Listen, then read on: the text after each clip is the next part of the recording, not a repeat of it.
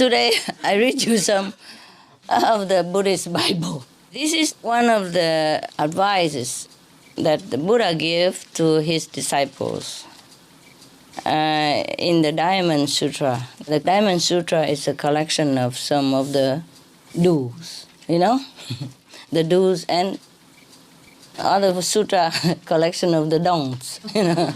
This is the do's. Many do's, the Buddha says. The first one, for example, is to practice charity, The first one is charity. The second is keeping the precepts, And the third one is perseverance. And the fourth is diligence. And the fifth is wisdom. That's right.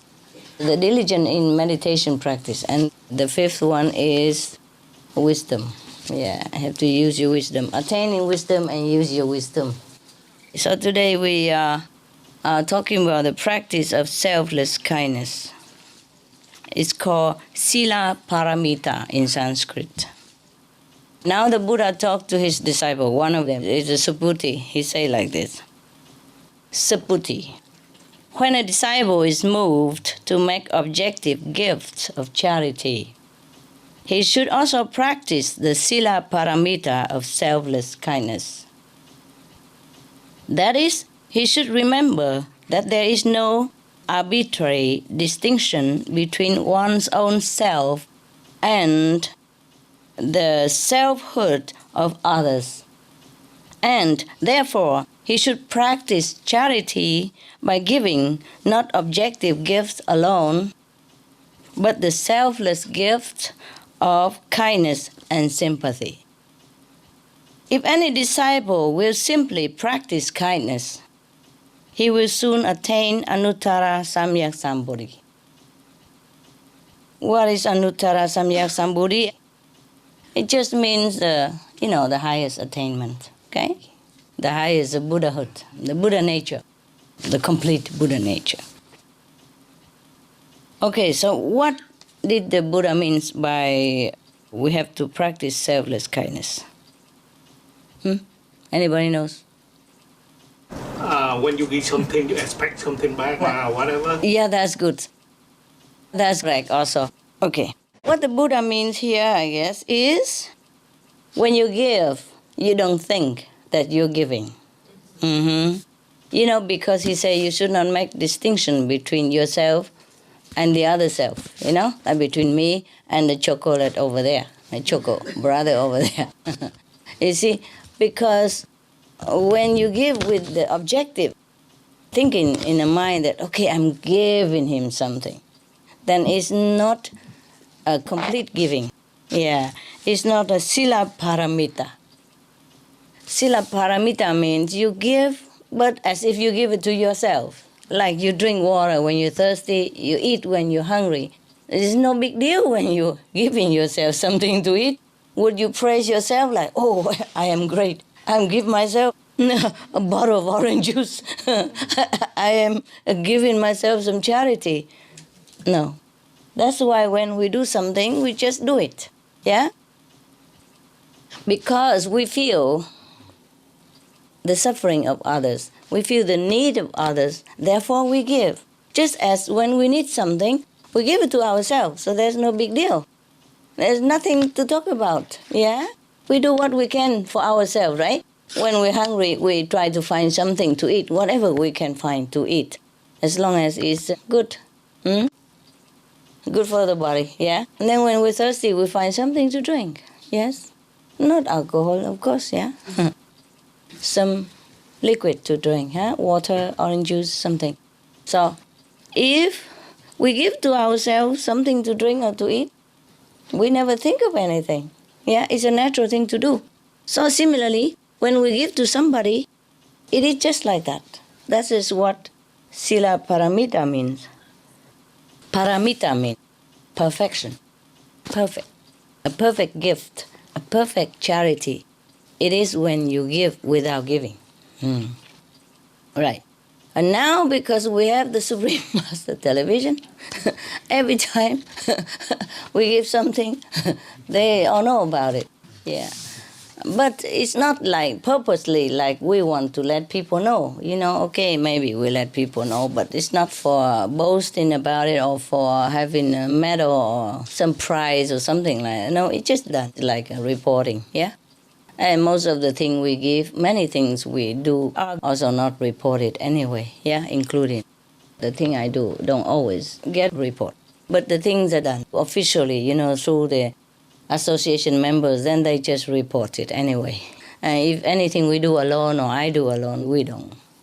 We don't often report about it. Mostly don't report. Unless it's something special or it happened to be known. Okay. If we have to give officially and people know about it, then okay, let it be. If we give without official recognition, then it's also let it be. Both are paramita sila. It's not like we have to attach to one form or another and say, oh no, the Buddha say that sila paramita mean give without giving. Mean nobody should know about it, Also like in the Bible, Jesus say when you give with your right hand, don't let your left hand even know about it. Yes. So that means what? You give but like you did not give.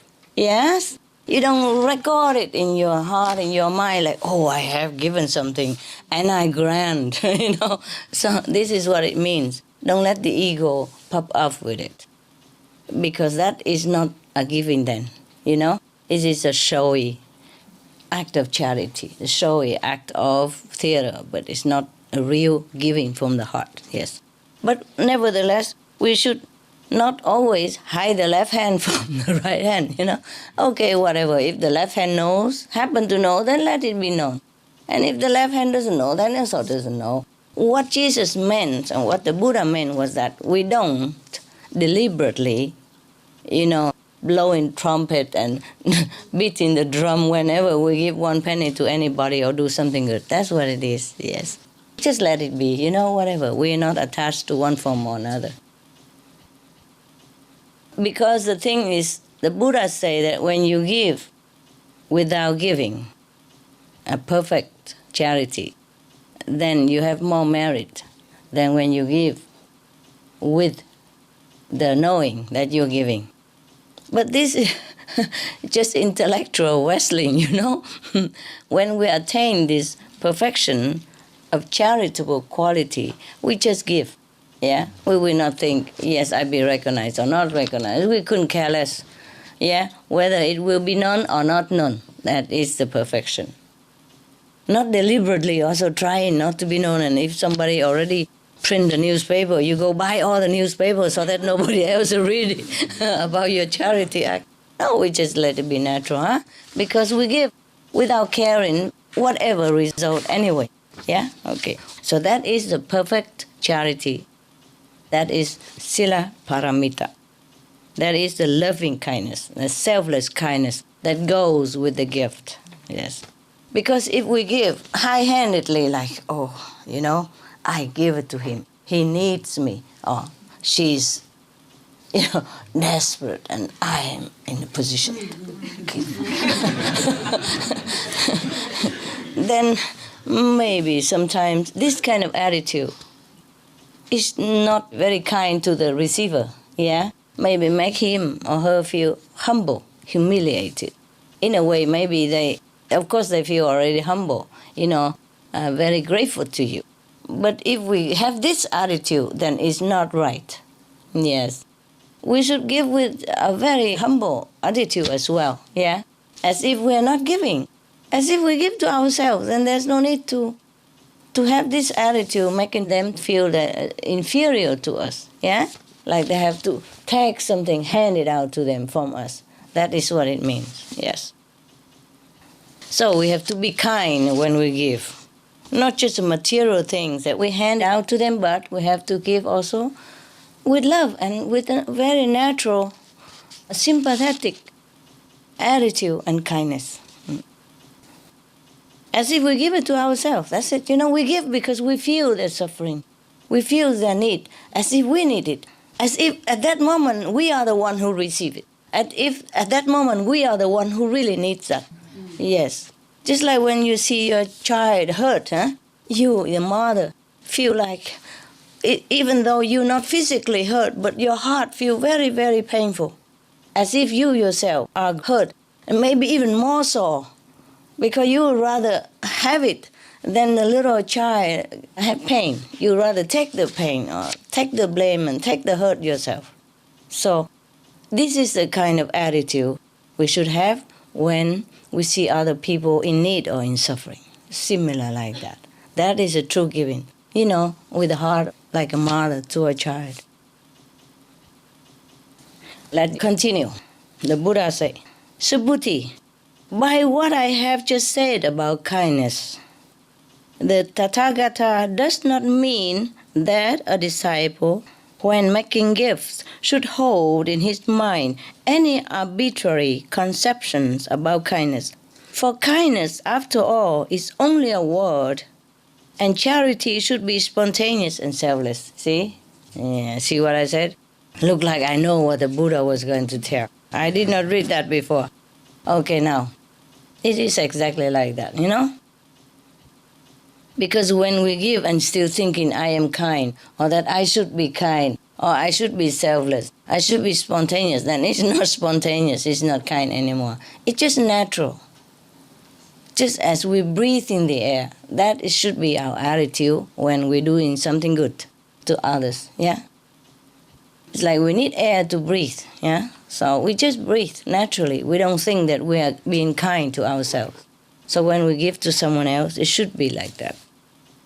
The Lord Buddha continues, Subhuti, if any disciple heap together the 7 treasures, forming an elevation as high as Mount Sumeru, and as many Mount Sumerus as there are in the 3,000 great universe, and bestow them in charity, his merit would be less than what would accrue to the disciple who simply observed and studied these scriptures and in the kindness of his heart explained it to others.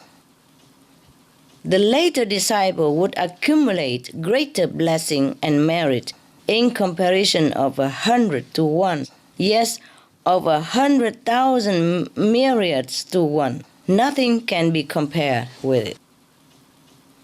No wonder everybody study, the Diamond Sutra every day. Namo, da, da, da, da. Yeah. Of course, it's nice. It's good to study the ancient scripture of the Buddha or any wise master.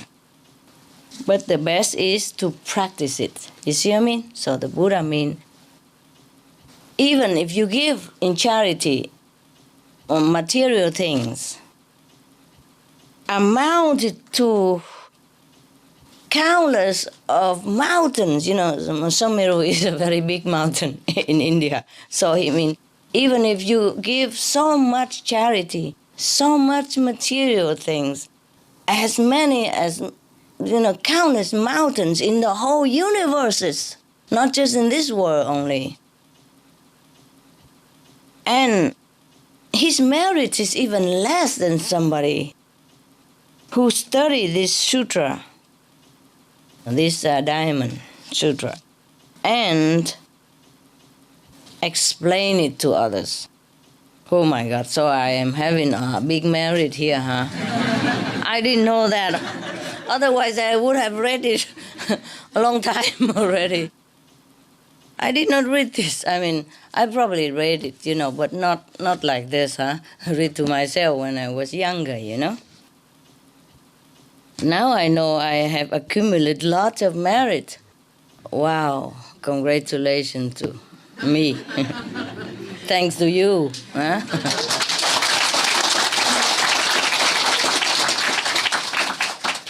Wow. So the Buddha meant is that you study the teaching of the Buddha, especially when the Buddha was still alive, that's it, yes?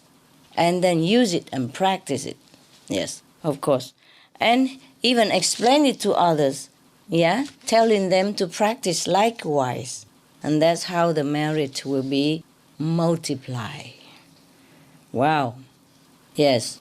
Actually, the Buddha has always said that of all the charity, giving the true teaching is the best charity of all.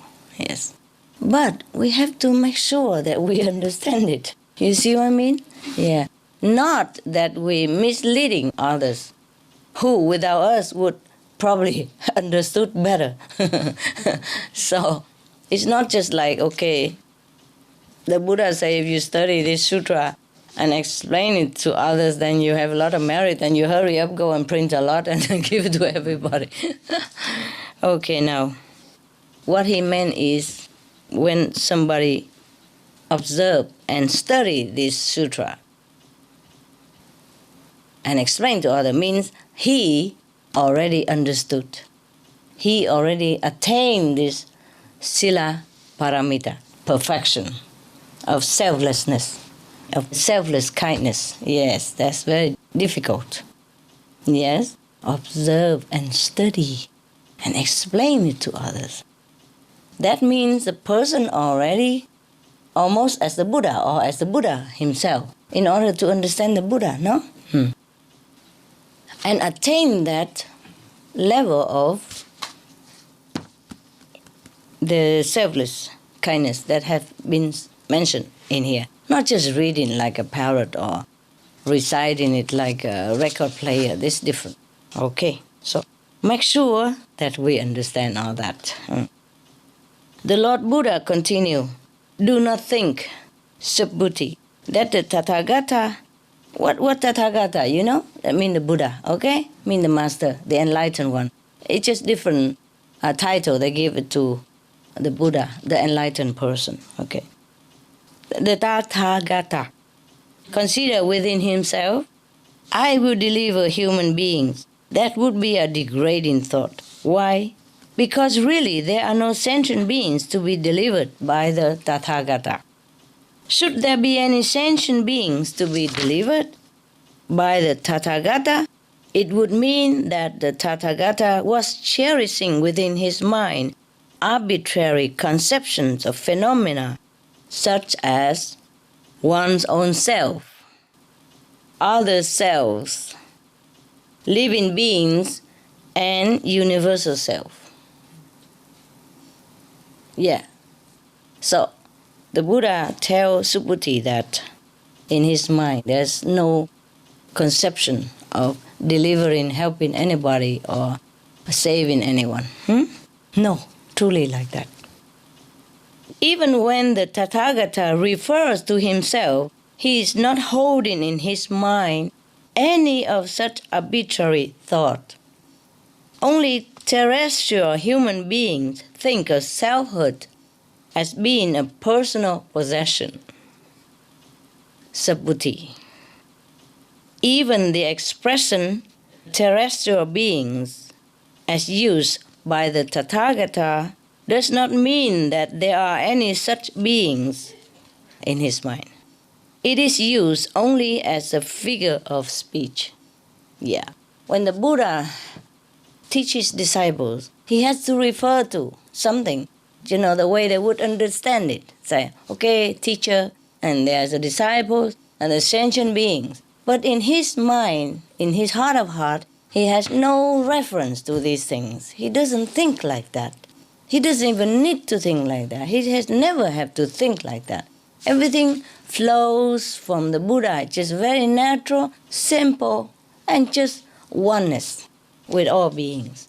It's very difficult to explain these things, even though the Buddha has tried hard to explain it. But I'm not sure many people will understand that. Because you have to attain this level of understanding, of oneness, the level of the Buddha, then we will understand what he means. Yes. Just like Jesus, when somebody touched his garment and said, oh, the Lord has healed me. He said, your faith has healed you. Or my Father has done it. He has no mind, no ego, nothing to hold onto anything. any event, any phenomena, any miracle, any extraordinary things that happen here or in the whole universe anywhere. His mind is completely empty of such concepts that we thinking that it should be so, it should be that, should be this. Buddha never thought of anything. Everybody keeps saying the Buddha healed this person and Jesus healed that person, but the Master would not have such concept in his heart. Maybe he say, okay, yes, but in his true heart, no such thing that he claimed to himself that he's a Buddha, he heals this person, he delivers that person. He doesn't think like that. None of these things happen in the Buddha's mind, in the enlightened person's mind. The Lord Buddha continued, Subhuti, if a disciple bestow as alms an abundance of the 7 treasures sufficient to fill as many worlds as there are grains of sand in the Ganges River. That's mucho. Boku. And if another disciple, having realized the principle of the egolessness of all things and thereby had attained perfect selflessness, the selfless disciple would have more blessing and merit than the one who merely practiced objective charity. Of course, we know that already, don't we? Yes. Okay, good. Oh, you're so smart. And why? The Buddha asked. Because Bodhisattva, Mahasattva do not look upon their blessing and merit as a private possession. See, 2 disciples, he said. One of them has lots and lots and lots of money and, possession, and give forever, like endless giving of material charitable deeds. And the other one attained the selflessness state of enlightenment. The second one has much more merit than that one who gives limitless treasure to all beings in the universe. Imagine that, huh? Yeah. Because, the one who gives and still thinking that he's giving. And nevertheless, it's still material things anyway. And the one who attained Buddhahood, that's completely much better. You see? Then he's liberated. And every conception about the difference between I and you all fell away. He attained oneness with all beings. Yes, he mastered the universal principle. He will then radiate blessing, love, power, merit, all kind of things that will be bestowed upon whoever connected with him. Even if he doesn't give a penny to anybody, but he gives his blessing power. And then maybe that person is even getting rich from the blessing also. You see what I mean? For example, sometimes you go to see an enlightened master. The enlightened master, like, for example, Kabir, he didn't have any money. He even had to go borrow money. Yes. Or any enlightened master, they don't have money to give you. Maybe they don't give you anything. But you bring home lots of blessing. And then from the blessing, you are more enlightened. Then the more enlightened, you're more intelligent and more lucky. And then you will just earn more money. But of course, maybe you don't think that is a blessing from that Buddha or that master power. Remember the joke I told you last time, yeah?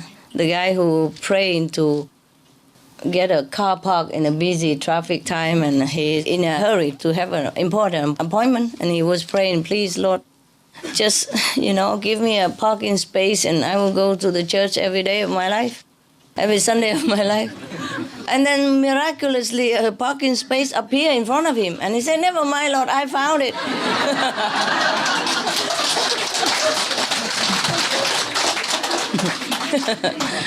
Don't worry, I did it myself, you know.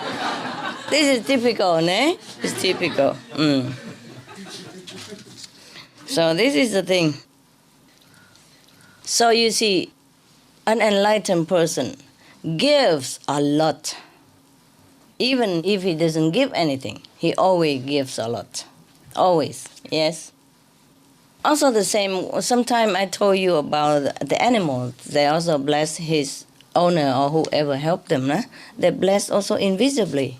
And then you suddenly win a lotto, or you suddenly been promoted. And then you don't know why. You would never accredit it to an enlightened person or a saint that associate with you or with that very benevolent animal.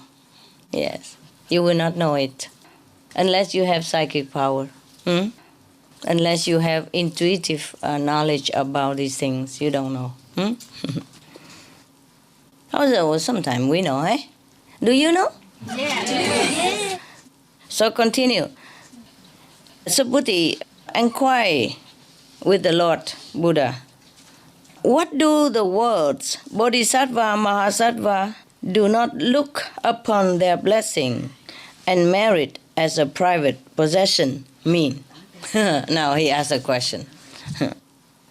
So the Lord Buddha replied, as those blessing and merit have never been sought in any covetous spirit by Bodhisattva Mahasattvas, so by that same spirit they do not look upon them as a private possession, but as the common possession of all animate beings, of all sentient beings. Yeah, that is correct.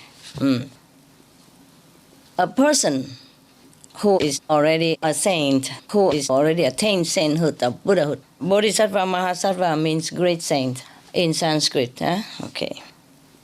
Now, a great saint would never pray for, any merit or any blessing or any possession in any case. So even if he has it, he would never care in the first place.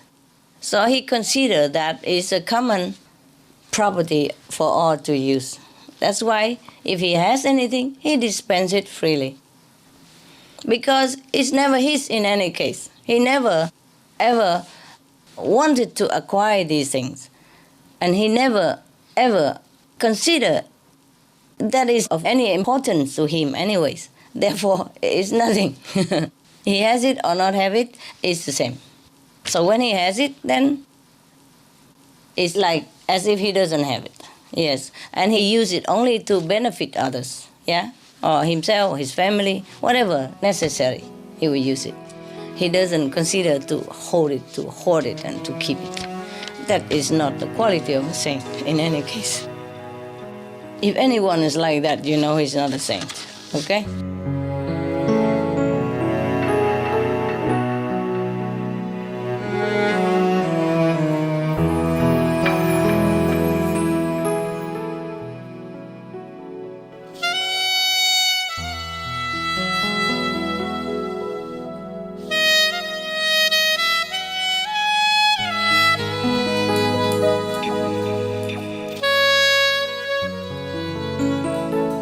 You have a choice to listen to the Buddha talking about meditation or just a simple story. Anybody like Buddha and meditation, raise hand. And anybody like to listen to story, also a moral story, raise hand. It's the same, right? The same. So, Buddha story. Buddha. The Buddha wins. This is one of the session in the Diamond Sutra. Buddha talks about a couple of things. First is charity, and then the second is keeping the precepts. And then the third one is about patience, endurance. And the fourth is about meditation. And the fifth is about wisdom. Everybody comfortable, yeah? house small but cozy, huh? You sit here is fine, right? It's also good to have a fireplace even. Need some fake wood over there, you see? Make it look like Canada, no? You feel at home now, no? You do. Okay. Well, maybe one day we can make a fire, hey? I don't know how actually. It look like maybe by gas and then they make it glowing, look like real fire, but I don't think it's a real fire. Maybe it's not a real chimney at all. It's just for show. I like chimney, I like fireplace and all that, but nowadays no time, you know. Did you see the news today? Flying news? There was a very beautiful news today. As a European Union Parliament, they endorse kind of meatless diet. Wow. Yeah, wow, yeah, I have to tell you.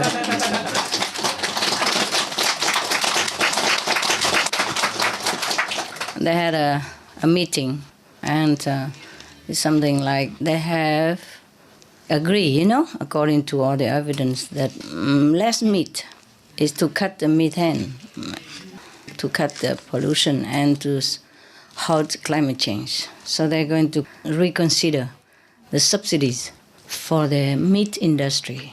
Before, they always give the subsidies to meat industry. You know that, don't you? Otherwise, the hamburger, instead of $1, it would cost $30 or something like that. Yes. All your tax money go into that hamburger or beef burger. That's why it's so cheap. Don't you ever wonder why it's so cheap? Subsidized. Yeah, subsidies from the government. And where does the government have money? Your pocket. Yeah, tax, yes. And then everybody think, oh, it's so cheap. You know, everybody go to hamburger and beef burger shop to eat. And all the money you pay all the while and you don't know. Now, of course you know. No, you don't know? Not really. Not really? Okay, all right. You're eating your money. It's not hamburger that you're eating, it's your money. And then everybody think, wow, so cheap, you know, all these fast food chains, so cheap. And everybody likes it because it's cheap. But it's not cheap.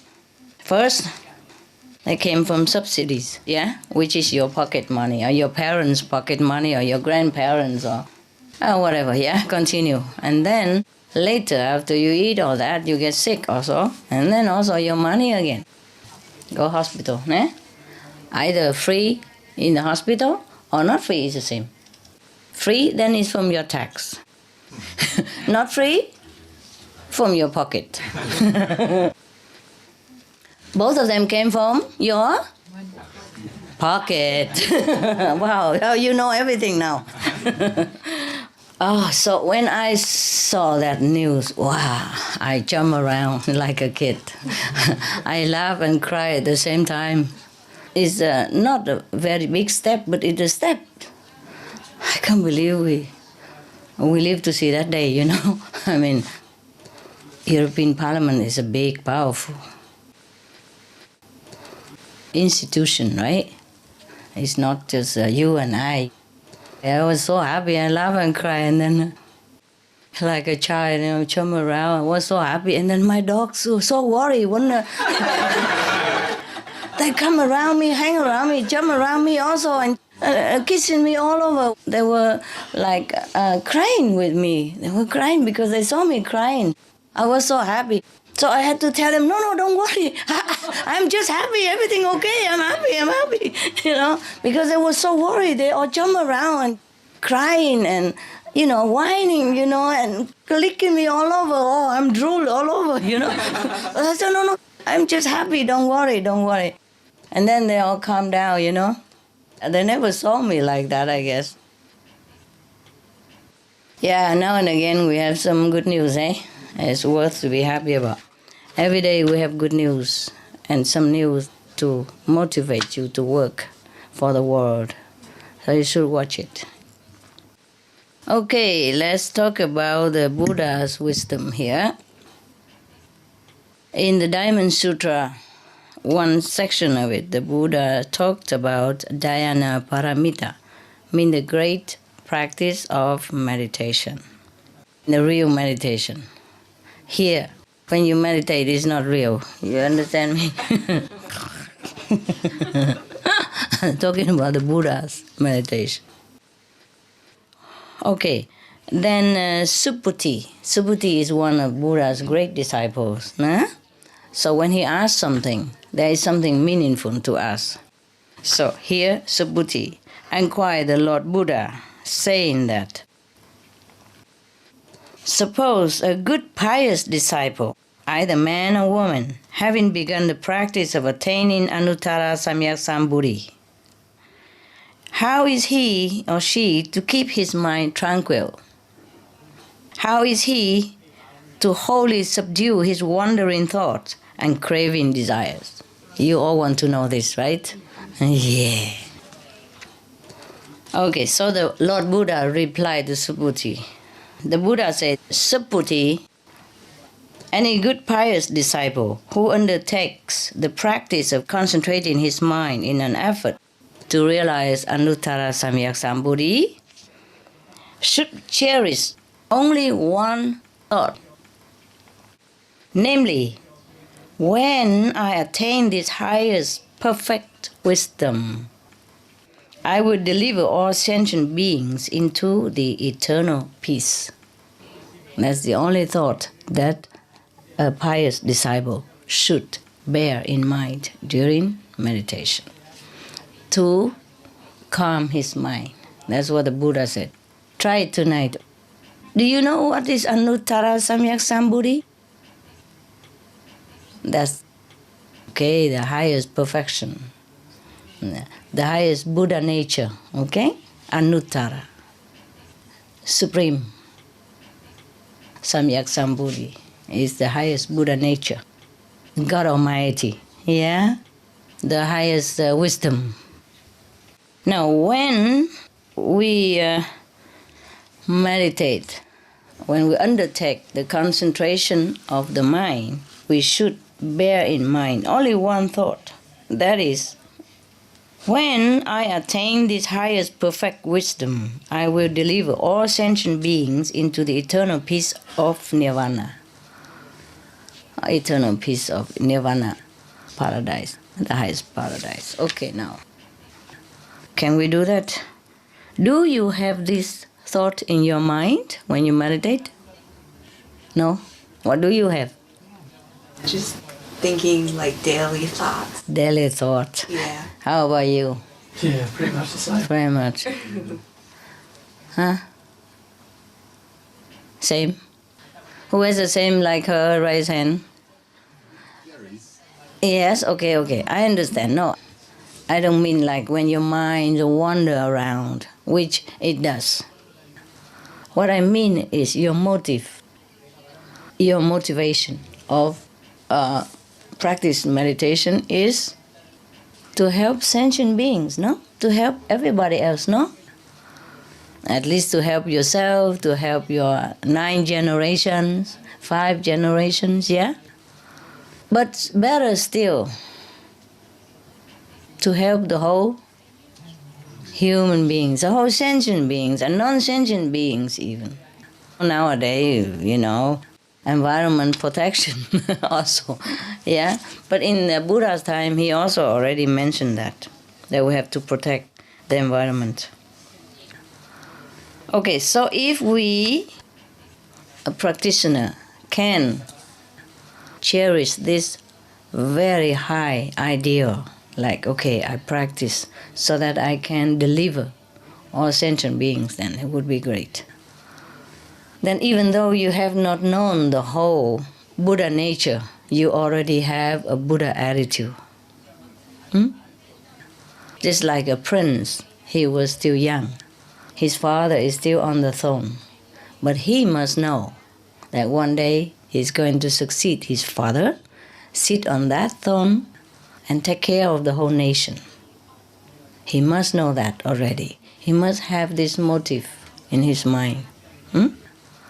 Similarly, a practitioner must have this motive, this highest ideal in the mind that one day if I become Buddha, I will liberate all sentient beings. Deliver. Deliver means liberate them, yeah? Help them to attain eternal peace in Nirvana. If this purpose and vow is sincere, then all sentient beings already delivered. Wow. And yet, Subhuti, if the full truth is realized, one would know that not a single sentient being has ever been delivered. Of course, this is a Diamond Sutra. Huh? For all the Buddhists who don't really practice Zen or meditation, for them this is the ultimate kind of sutra, the highest sermons of the Buddha. And they revere the sutra very much. The book, the Bible. And some even put it on the altar with incense and candles, flowers and fruits, and bow to the sutra every day. And the Buddha say that if your purpose and vow, like to vow to deliver sentient beings, and your purpose and your vow is sincere, when you're truly honest with your vow, truly want to deliver all sentient beings, then all sentient beings already been delivered just by your sincere motive and intention. My God, yes. But then, he said, if the full truth is realized, then that person, the practitioner, would know that there's no sentient being has been delivered. The Buddha asked, and why is that? Subhuti, because if the Bodhisattva Mahasattvas have kept in mind any such arbitrary conception as one's own self, other selves, living beings, or universal self, they could not be called Bodhisattva Mahasattvas. Yeah. And what does it mean, Subhuti? It means that there are no sentient beings to be delivered, and there is no selfhood that can begin the practice of seeking to attain Anuttara Samyak Sambodhi. Do you really understand what he's saying? Any of you understand? No? Okay. Suppose the Australian who guys came here to die. But he said, no, he didn't come here to die. So he came here to live then. Okay, now, suppose this mite here has attained Anuttara Samyak Sambodhi, means the highest perception of Buddhahood. Then maybe some trust him and, get some initiation from him.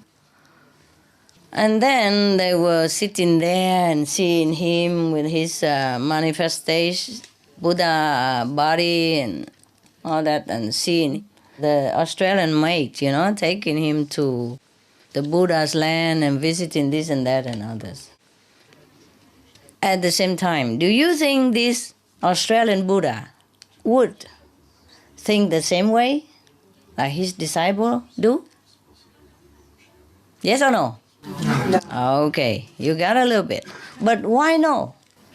Is he dead or deaf or blind, dumb, something? Why didn't he know what his disciples know? Tell me, anybody know? Because he knows that the disciple can be enlightened by himself or themselves. And the disciple thinks is he that enlightened them. No. It's not that. No. Okay. You understand something, but it's not that, of course. It's not that. What it means is that when you have attained Buddhahood, you have no more ego like the way we have in the human life. You see what I mean? Like, okay, I do this, I do that. Yes? I enlighten him, I enlighten her. But when you have become Buddha, you don't have this I anymore. Yes? So you don't have any registration like office. It's like in center here we have a registration office. Everybody come, and put their name on and say, okay, I have come today, I go tomorrow. So in the Buddha's mind, there's no sentient beings come and go through the wavelength of his existence. Even if they come and go, he is one with all of them. That's why he can suffer with them and they can be happy with them. But nevertheless, it doesn't have him and doesn't have them. It is very difficult for you to understand if you have not reached that level. That's why Lao Tzu say the wisest one is like the ignorant one. The reason is the ignorant also doesn't know what's going on with the neighbors. Yes? And the Buddha has no more ego to register what's going on with the neighbor. But through him and by him, everything happens. But he doesn't have the ego to say, I am the Buddha, I have made such and such miracles, and I have so much light around me, and I am going to give him enlightenment. Although he does that, but he never ever have the conception in the mind that I do this, I do that. Do you understand? Just like Jesus say, no, not I did it, it's my Father who does it. Because he doesn't have any ego at all. It's very difficult for everybody to understand why somebody does something but not know about it and not registered about it and not take credit for it and not claiming that I did it. Do you understand me? But the Buddhas are like that. Christ are like that. The prophets are like that. They don't register anything like that. They don't have an ego to claim that I am the one who help you. I am the one who enlighten you. They have no mind to discriminate between themselves and the sentient beings. Thus, they can deliver myriads, numerous, countless sentient beings, but they would never have a conception in their mind that I have delivered 1,000,000 people to Nirvana. Do you understand me? It's not like the Buddha become like ignorant again. It's not like that. It's just the ignorant doesn't understand. And the Buddha doesn't have the mind to understand this arbitrary concept about me and you and everybody else. Of course, when he was sitting here talking, for example, to the multitude, then he would say, okay, I and you. But that is just a physical level. In the other levels, he does myriads of things, incredible things. But all the while, his mind never claims that he does it. Because there's no more frontier between himself and others anymore in that kind of level of consciousness. Understand, yeah? Okay, good. That's why it is very difficult to understand from the intellectual point of view what the Buddha is saying here, unless you have become a Buddha. Even I have explained to you, but this is still in the intellectual levels. It's not the real experience that you have experienced. You see what I mean? All right. Okay. Some of you have experienced miracles, yes? And you always thank me. Okay, Master, thank you for saving my life, thank you for stopping the accidents, thank you for braking the car in time, etc., etc. Yes? But I don't have anything to register these things. So if you tell me, then it's the first time that my mind would know about it. My brain would hear about it. Do you understand me? Yes. Because whatever has been done is been done in a different level. It's not at the level of the intellect. It's not a level of the brain that the brain can understand and register. Just like yesterday I went shopping, today I drive a car, and then yesterday I go home. It's not like that. This is a function only of the brain. And even intellectual, emotion, or understanding, knowledge, worldly knowledge, they all from the intellectual level, from the mind or from the brain only. Everything else the mind cannot understand. The mind cannot register it. And the Buddha levels, the Buddhas, Christ, the Prophet Muhammad, for example, Guru Nanak, the Jain master, they operate on that level, above the mind, above the intellect, above the brain. Therefore, they never claim. You see? Because who is claiming? The ego that claims. The brain that registers something that you have done and then say, I have done it. I've eaten a candy or something. Then the brain would know it, would register it. Yeah? The taste would tell the brain, okay, she's having a candy. Or she's eating a pizza. Or she's drinking a water or something. But above the level of that, no mind can understand. No mind ever reach. Therefore, the Buddha delivered countless sentient beings. But there's no sentient beings delivered because of that. Because no registration. Yes? In this level of the physical body. Yes. That's what it is. At least you understand, no? Therefore, if you are initiated, we are working from a different level. Do you understand me? So whenever we are in this physical body and you ask me, okay, Master, give me some blessed food, bless my wisdom eyes or do something for me. I say, okay. Okay, I try to do that. But even when I do that, I don't have the notion that I'm doing it for you, okay? And you are the one who probably will receive it. But then, if it's physical, then you can know it, yeah? For example, okay, you say, okay, Master, please heal my hand, is broken. Then tomorrow it's not broken anymore, then you will feel, okay, Master has done it. But something else, if it's not physical, then even if you perceive it, then you have to be on another level to perceive it. Otherwise, you don't know. Yes. So the Buddha continued to say, Saputi, what do you think? When the Tathagata was with Buddha Dipankara, did he have any such arbitrary conception of the Dharma as would warrant him in seeking to attain Anuttara Samyak Sambodhi intuitively? So Saputi say, no. No, blessed Lord, as I understand what thou hast said to us when the Lord Buddha was with another Buddha, Dipankara.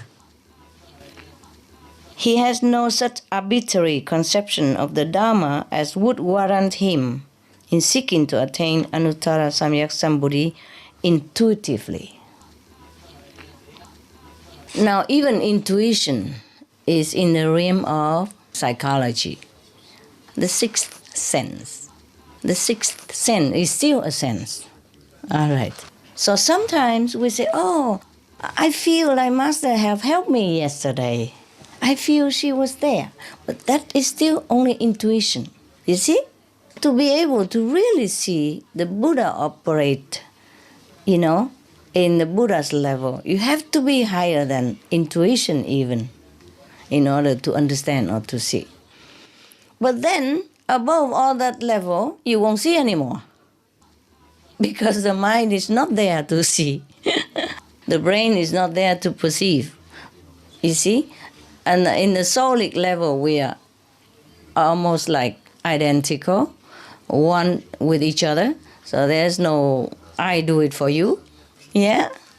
You receive things from me. We are kind of one. We do it, we are individual. We are not like merging with each other and disappear, all in one lump. It's not like that. But then we don't have the sense of separation. We don't need the brain to perceive the difference between us. We don't have the mind to know that, okay, the other one has done something to others. It's not just like in this physical body, everything is done so obviously. I shake your hand, you know it, yeah? I give you a piece of candy, you got it. So, physical level is completely different than spiritual level. Okay.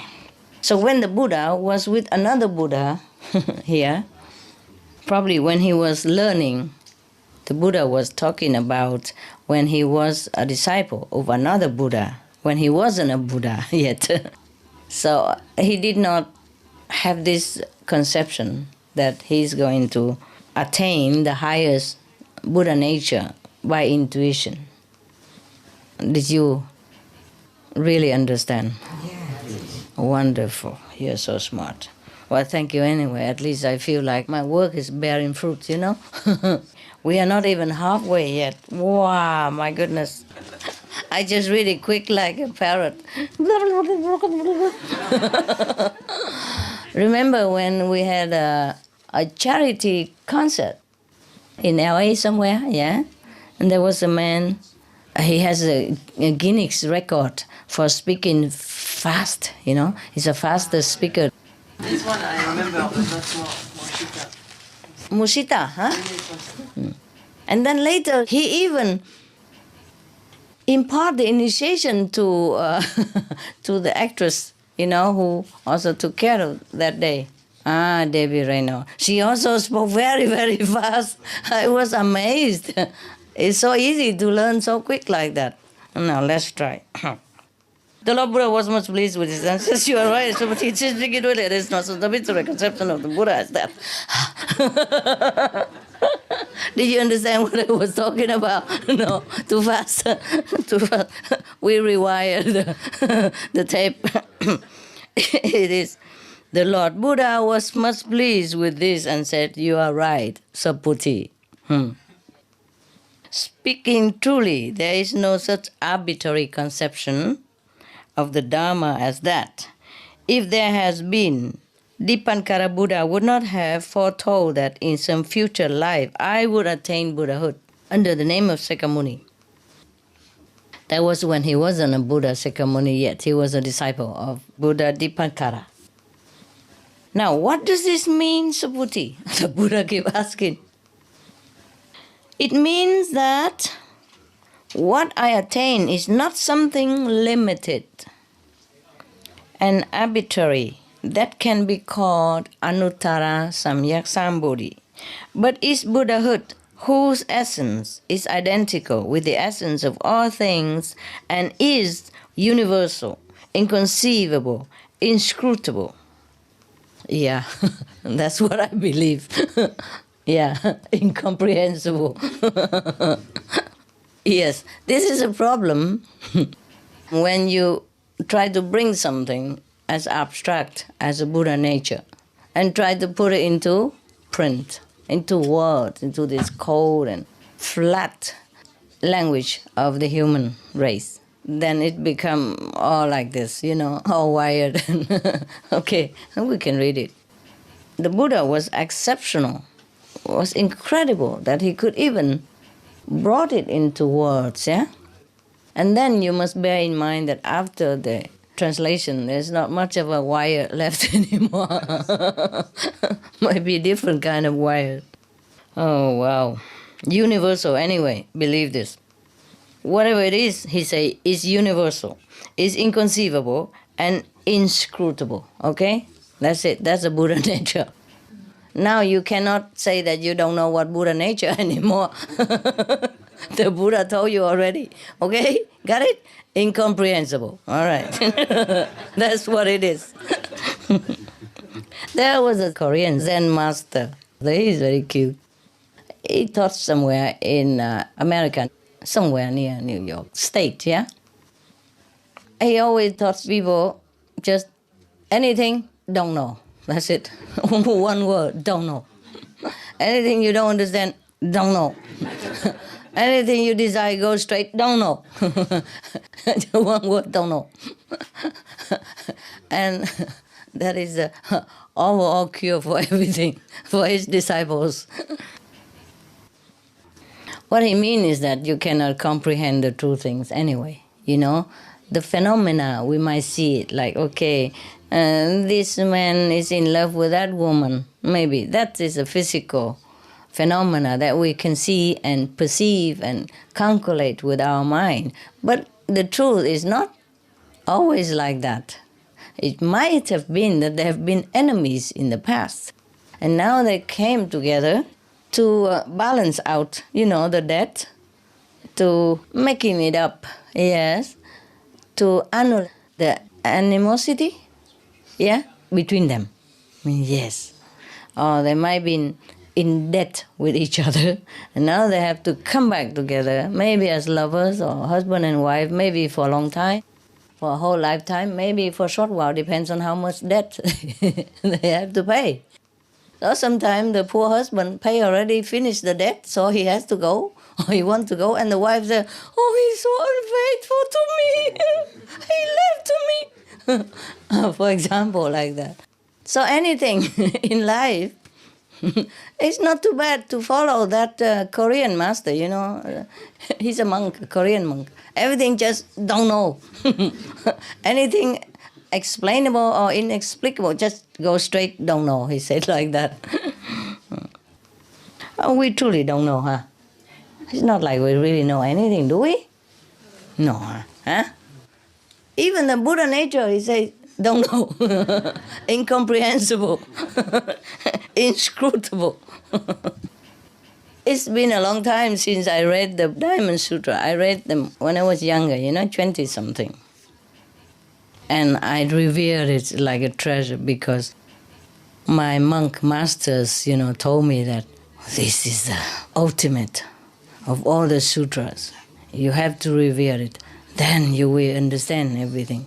Then you'll be liberated. Then you are a true good Buddhist. So I read, I read very fast because it's a long one. So I read faster than now, of course. In the morning, I don't have much time. That's why all the monks, they keep the rhythm with the wooden fish, And then he read faster than Mushita. The man who has the world record for fastest speaking. And the Buddhas had taught many sutras like this. And they're all precious, according to my monk's teacher at that time.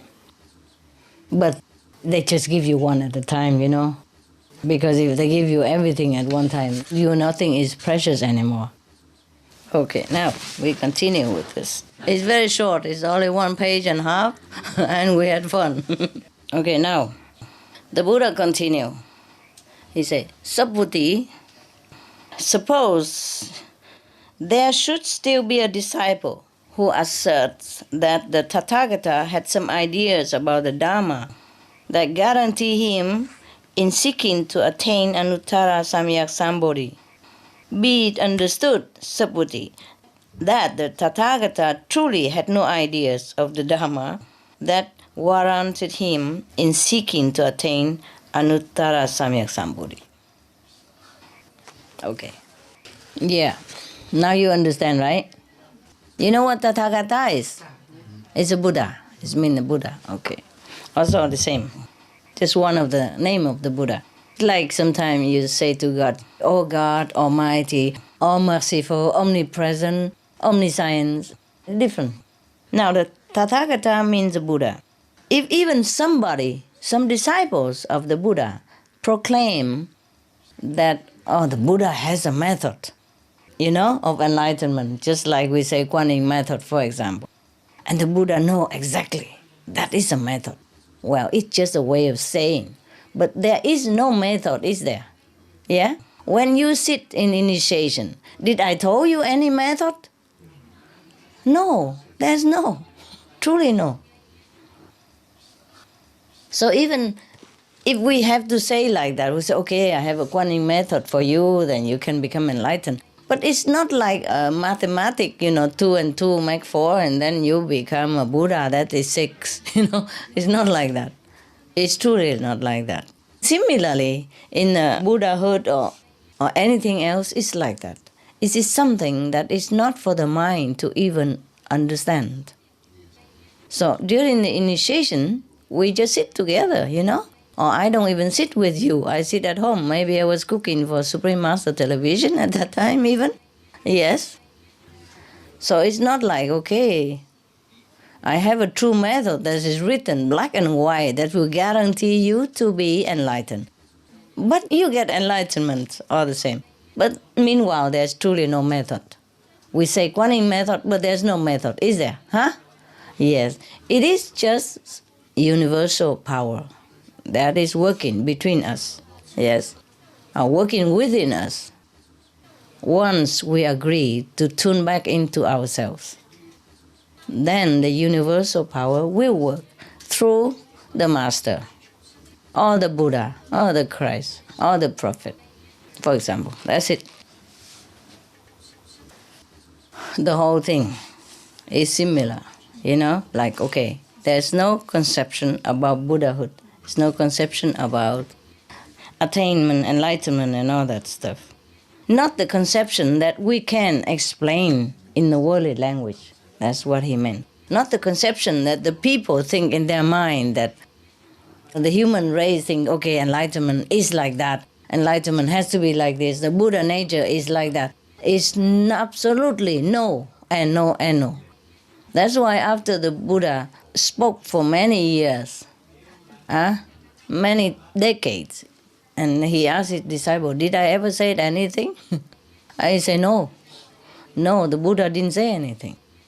And so many sutras, incomprehensible sutra, yet he said he didn't say anything. Because the Buddha really did not say anything. The Buddha did not say anything. But Sakyamuni said something. The Buddha nature doesn't need to say anything to any Buddha nature. But the mind needs to listen. So Buddha probably explained this to the disciples' mind to appease their inquisitiveness, to calm their mind, to make them understand a little bit intellectually so that they leave the soul alone and then we can enter ourselves, remember ourselves again, and be ourselves again inside, without the hindrance of the mind, without trouble of the brain. Okay. I really worship whoever translates this because he must have been having trouble with the Sanskrit term and the English term and all this incomprehensible Buddha nature in here. And he can translate it. It's incredible already. And sometimes they don't even translate this directly from the Buddha Sanskrit, from the original. They translate it maybe from Sri Lankan language or maybe from Chinese, or maybe from Vietnamese or Korean or Japanese even, from the many generations. Subhuti, the Buddha continued.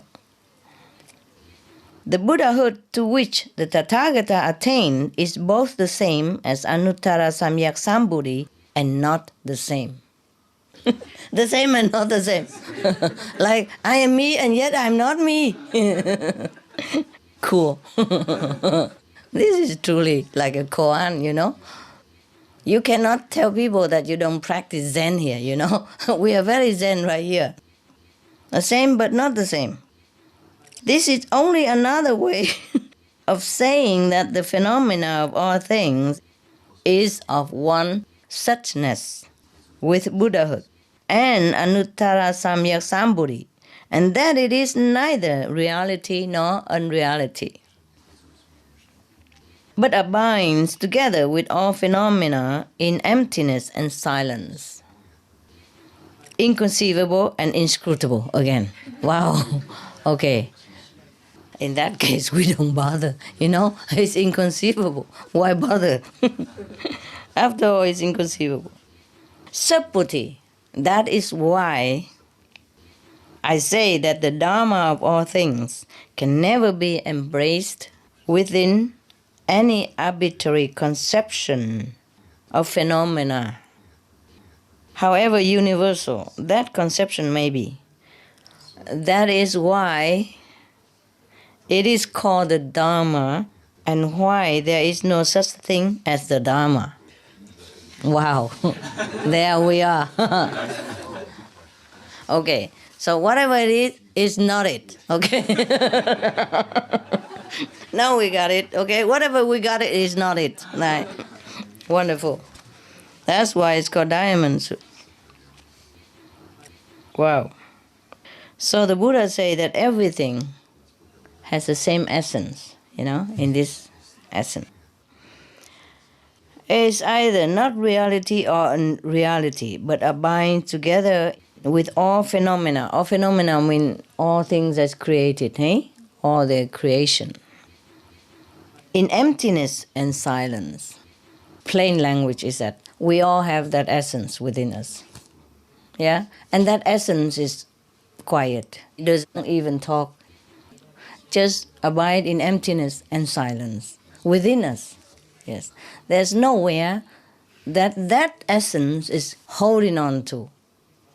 So you can only say that it abides in emptiness and in absolute silence. If that essence were to be so loud every day, talking to us all the while, then what would we do? You see what I mean?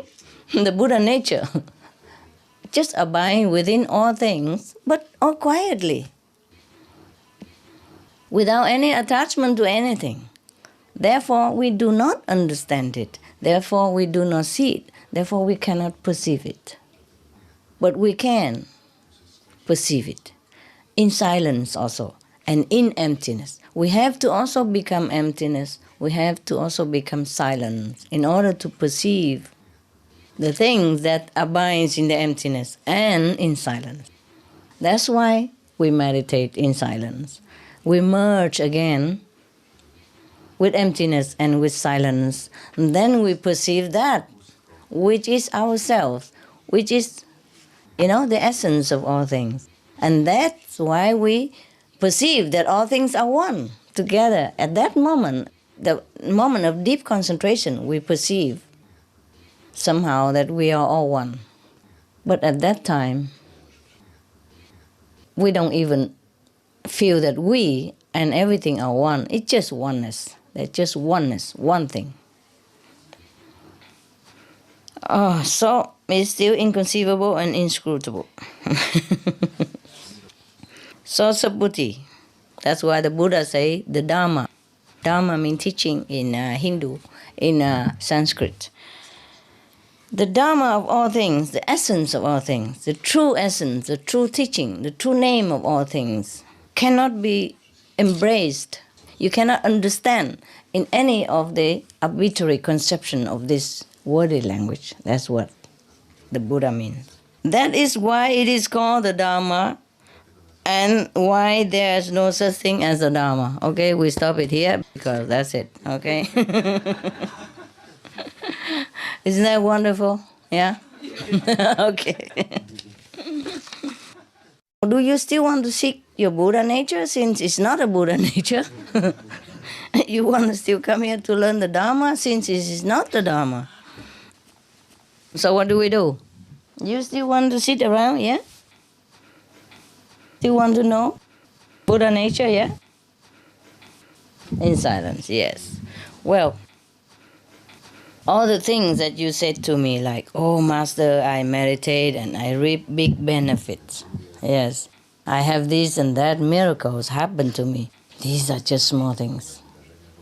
Yeah, these are just the little toys for comfort while you are in this transient and suffering world. But Buddha nature is yourself. It's something greater than all these phenomena, greater than all these miracles. So don't be so happy just some miracles happen. Okay? Strive further. Go more inward. You have to aim to get the real essence of all things. Yeah? The real self. Yeah?